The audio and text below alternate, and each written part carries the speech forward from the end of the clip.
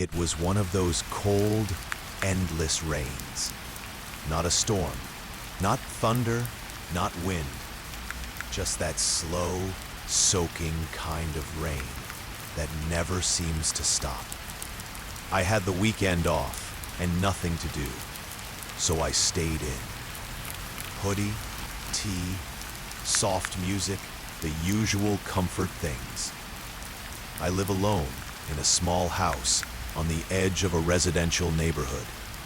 Nothing rural, but quiet.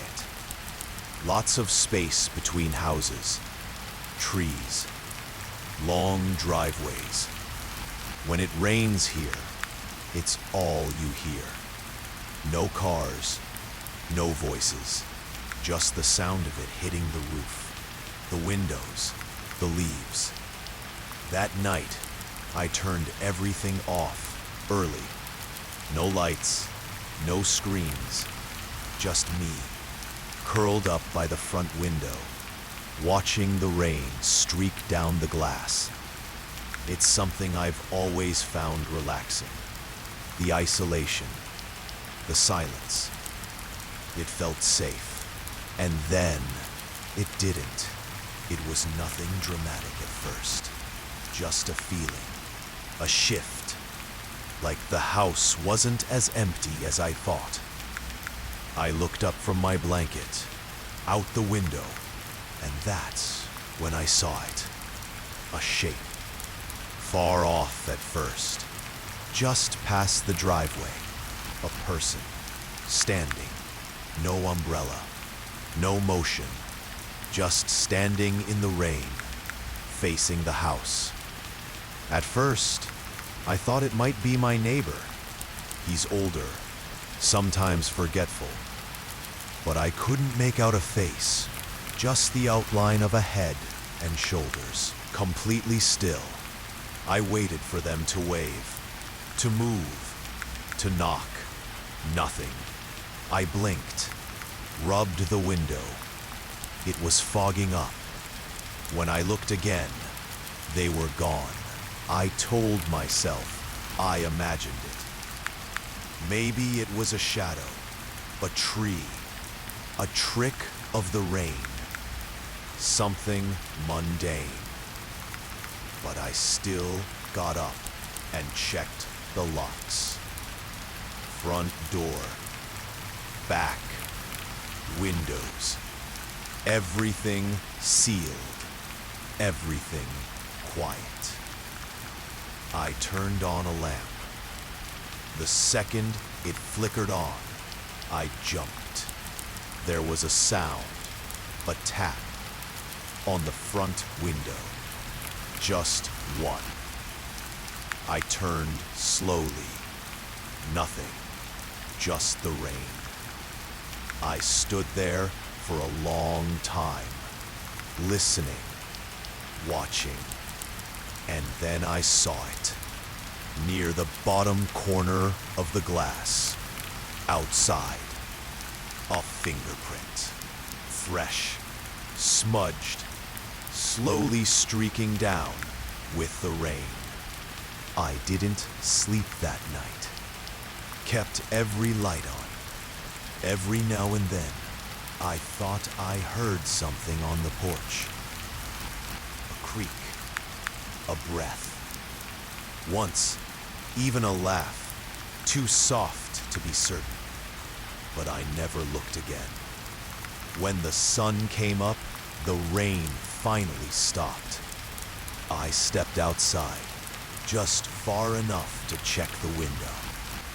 The smudge was still there, and beside it, another one, smaller, a child's handprint.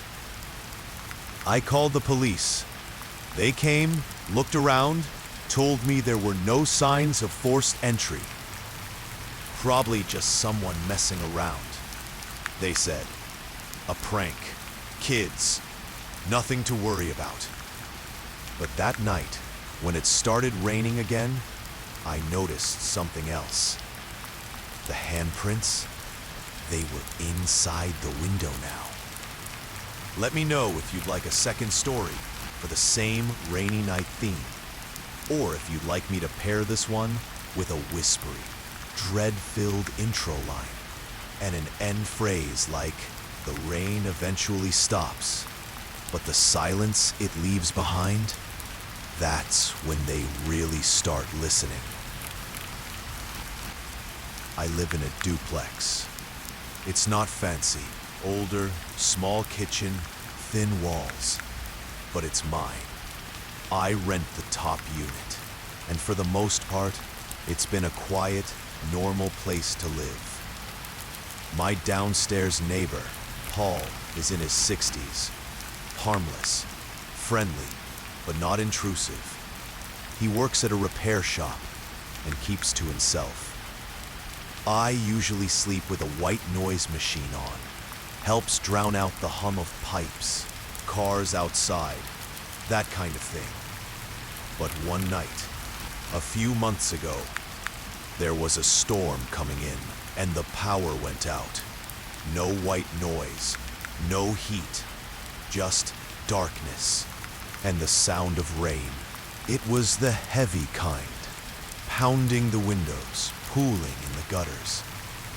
The kind that makes you feel like the whole house is breathing with you. I was lying in bed, eyes open, staring at the ceiling, when I heard footsteps on the stairs. Not running, not sneaking, just slow, deliberate. My first spot was Paul. Maybe he'd come upstairs by mistake. He'd been forgetful lately. I figured he might have tripped a breaker or something. I got out of bed, pulled on a hoodie, and stepped into the hallway. The house was pitch black. The footsteps stopped. "Paul?" I called out. Nothing. Just rain on the roof. Water dripping through the cracked window in the stairwell. I stood there for a long time, listening. No footsteps going back down. No door closing. Just that silence. Eventually, I went back to bed, chalked it up to the house creaking or my own nerves. But in the morning, I went down to check on Paul. His car was gone, and taped to his door was a note in his handwriting. "In Florida for the week. Back Sunday. Don't worry if you hear anything upstairs. Just the old pipes." I froze. I had heard the steps after he left. I tried to tell myself it was nothing. Maybe I imagined it. Maybe the noise came from outside. I wanted to believe that. Until the next night. It was still raining. A cold, sideways kind of rain that hits the house like it's trying to get in. And I woke up around 3 a.m. At first, I thought it was the storm. Then I realized what I was hearing wasn't the rain. It was breathing. Not mine, not next to me, but close, inside the room. And when I sat up, there was no one there, just the window, rattling softly in its frame. I hardly slept after that. Kept lights on. Kept a knife near the bed, but that doesn't make sense. I'm on the top floor. There's no attic, just roof. I didn't move, didn't breathe. They kept going. Slow, soft creaks, like someone pacing directly above the kitchen.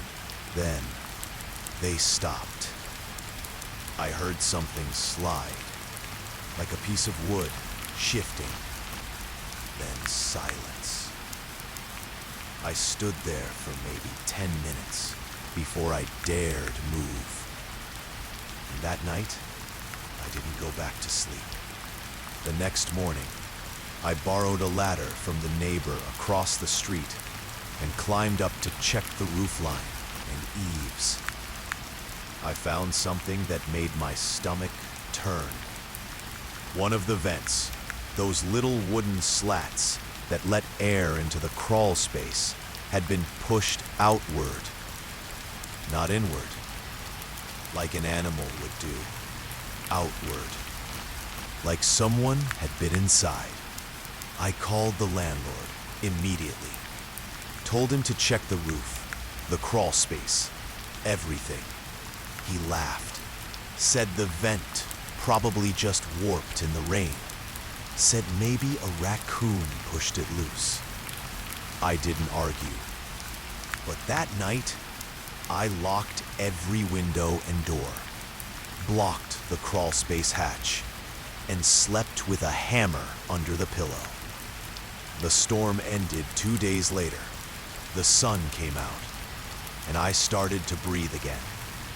I told myself it was over, just weather and nerves and shadows, until I got a message from Paul. He'd just gotten back from Florida and asked why I'd been stomping around at night. Said he heard me moving, dragging furniture at 2 or 3 in the morning. Said it sounded like I was pulling something heavy across the floor, like someone had been inside. I called the landlord immediately, told him to check the roof. I hadn't moved a thing, not once. That night, the rain started again. Just a soft drizzle this time. I sat in the living room, completely silent, just listening. At exactly 2:43 a.m., I heard it. The footsteps. But this time, they were on the stairs inside the apartment. One slow step, then another, then a voice, low, whispering, just behind the door to the hallway. I thought you were asleep. I don't remember grabbing the hammer.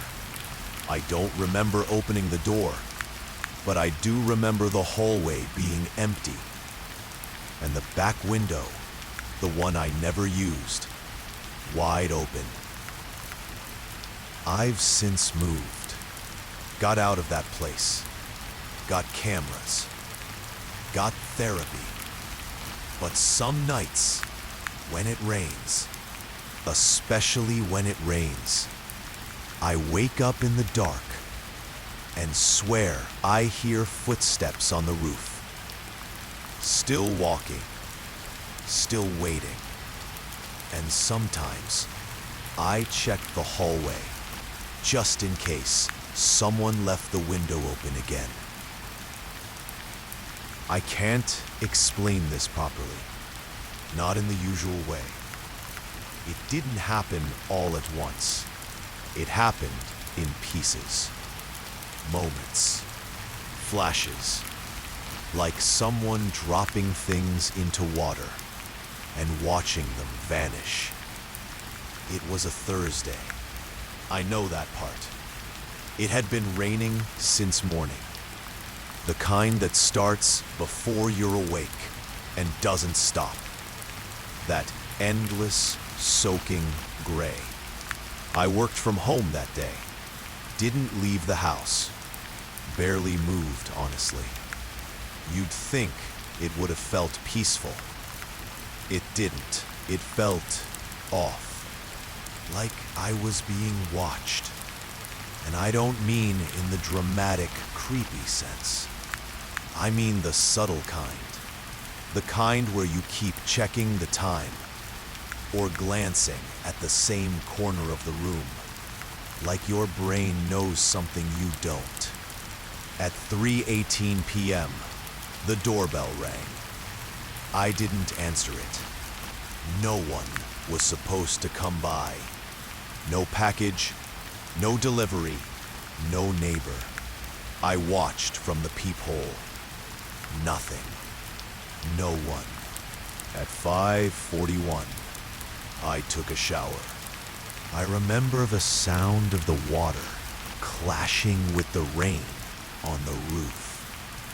Too loud, like being buried.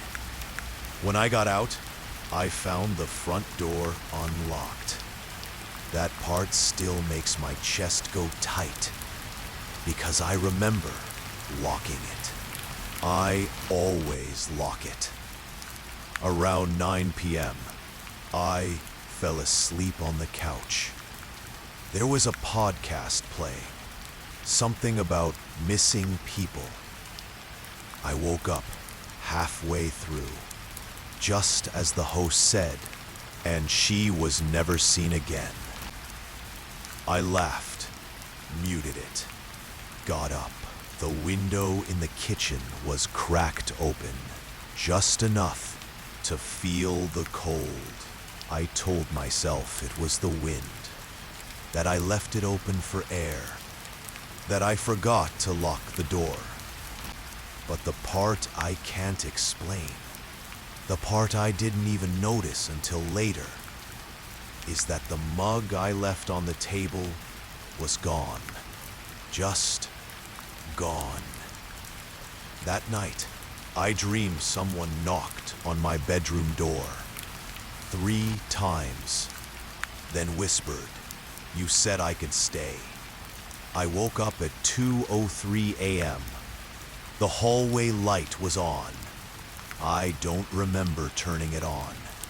I turned it off, went back to bed, didn't sleep. At 2:40, I heard breathing. Not in the room. Close though. Too close. You know when you hear something that shouldn't be possible? Something that just doesn't fit the shape of reality? That's what it felt like. Like a sound that was waiting for me. Next morning, the mug was back, in the same spot. But this time, it was full of rainwater. I haven't told anyone about this. Not because I think they won't believe me, but because I don't want to know if someone else has had this happen too. Because if they have, it means he's not just mine. Now I check the locks 10 times before bed. I leave the hall light off. I never answer the door after sunset.